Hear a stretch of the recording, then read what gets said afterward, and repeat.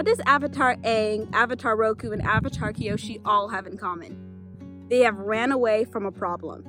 Avatar Yangchen, she ain't about that. I'm here to give you 3 reasons why you should read The Dawn of Yangchen. Let's go.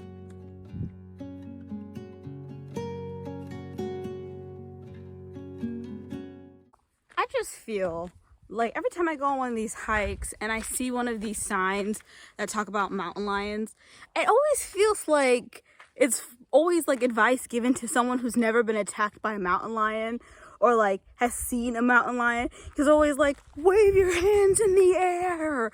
And I'm over here like, and what? Drop it like you just don't care. Like, I just feel like I need more instructions when it comes to if I'm ever accosted by a mountain lion, you know? I don't know, just don't trust. I never trust those signs. Reason number 1, the thrill.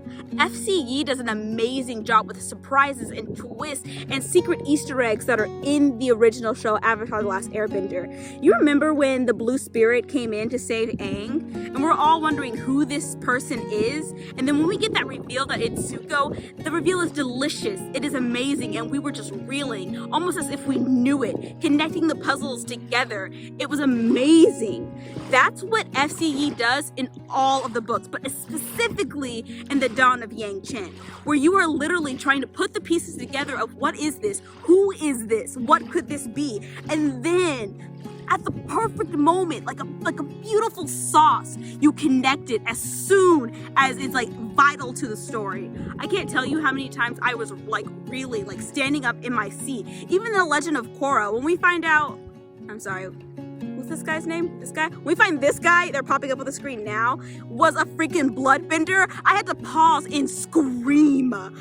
That is exactly what this book has. The Dawn of Yangchen is full of twists, ups and downs, surprises. You don't get it until the very last second until like you're connecting the dots. And that is no small feat as like in a written book. I cannot tell you how I had to put the book down and was like screaming in my pillow of I know exactly who this is. Or discovering that a character is a Zhang. Or discovering a character is part of the Yuyan. I was reeling. If you are like a big fan of Avatar: The Last Airbender, but not necessarily a big reader, and you're like, yeah, you know, I don't really like books, which is fair. I'm not going to say anything. I'm saying that this book is going to convince you otherwise. It'll get you back into reading. So, first reason, the thrill. You're going to love it. Let's go to the second.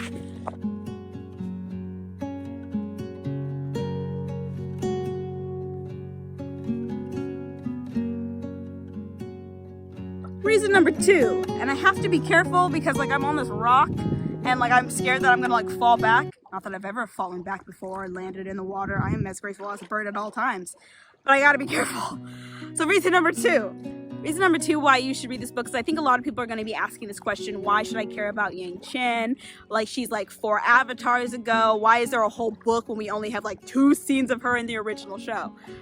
I'm going to tell you that what I love about this book and about Yangchen and the reason why you should read it is because all of the stories thus far with the other avatars is all about how they became the avatar, them learning the elements, them mastering the avatar state. But Yangchen, she already know all the elements. She already know how to get into the avatar state at the age of 17. And one of the greatest things about her is that Avatar Kyoshi, Avatar Roku, and Aang all avoided problems. I think they thought that if we avoided it long enough, it would just go away. Avatar Yangchen, oh, she ain't the one. And it ain't today. She is willing to step up, go to the problem.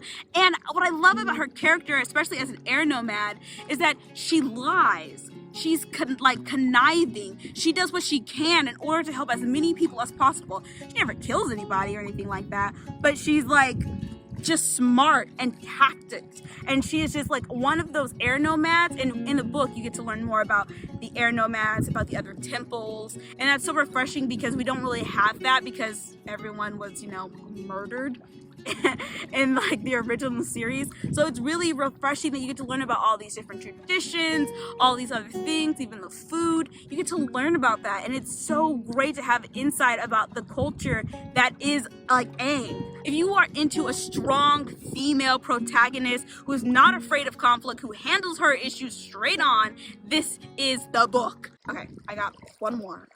Thank you for staying on to this soapbox. And if you like this video so far, like, comment, and subscribe. Let's go to my last reason why you should read The Dawn of Yangchen. And it was pretty. It was pretty.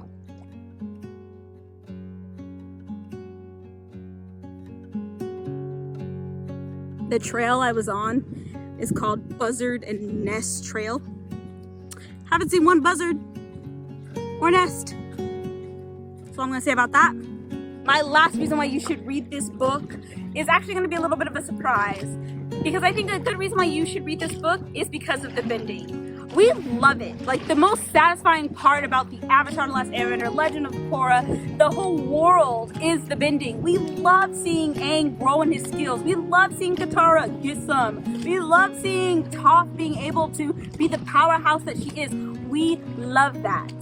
And the bending, I think when we think of it being translated into the written word, we get a little skeptical, as we should be. Like, is it really gonna be that amazing? Can you really transform like these moments of absolutely artisan skills to the written word and still be surprised and still be flabbergasted and still be able to imagine all of like these images in your head? And I gotta tell you, yes, and yes. You even get to learn like we know the key to earth bending is your stance. We know the key to fire bending is the breath. We figure out the key to air bending, which I'm not going to tell you. You got to read the books to find out. You still get this amazing bending experience where you're in awe of like how they are able to do that. And getting in that perspectives of an eyes of an airbender is even more wonderful. Not that Aang did not do like amazing feats of airbending like this scene right here, but I'm saying like you're going to still get that. Like, if that's your worry, like, I really like the bending part of Avatar: The Last Airbender, Legend of Korra. Am I really going to be able to imagine and still be impressed and still be in awe at bending? Yes, you will. That is my last reason why you should read The Dawn of Yangchen by FCE. It is an amazing book. I really enjoyed it. I will give a small con because I feel like I need to be fair. It's really hard because I think the Kyoshi books had like I thought I had a really good storyline, but I think I like the character of Yangchen more than I like Kyoshi. The way Yangchen was written, I just thought was spectacular. I'm for this character. I'm for this personality. Kyoshi, on the other hand, not really for this personality, not really for like the motives. Even if I could understand that, yes, Kyoshi would act this way, I still I prefer Yangchen over Kyoshi. But I thought the plot for Yangchen was a little bit more episodic, meaning like she jumped around in a couple different places. There wasn't just one main problem, even though there were like these side quests also that she kind of jumped into, which is not a bad thing. I'm not even sure if it is a bad thing at all, or why I prefer just like one singular conflict. She had multiple that she had to deal with. But I recommend this book to anybody. Like I said, if you're a fan of Avatar: The Last Airbender and a book reader, for you already have it, go buy it. But if you're not a big reader and like you're like wondering, but you're a big fan of Avatar: The Last Airbender, you're like, should I read it? Yes, read it. I can tell you that the bending is amazing. You're still going to be awed. I can tell you that the protagonist is amazing. It's going to be awed. And I can tell you that the surprises, the twists, the turns, you are like barely hanging on until FCE like drops the bomb on you. Like it's amazing. You're going to be reeling. It's only 320 something pages. Maybe I'm lying. The real number is going to be on the screen. All right, guys, I got to get back to this wonderful view. So never mind. So like, comment, and subscribe, guys. If you guys like this video, give it a thumbs up, and I will see you in the next video. So long, Hotman.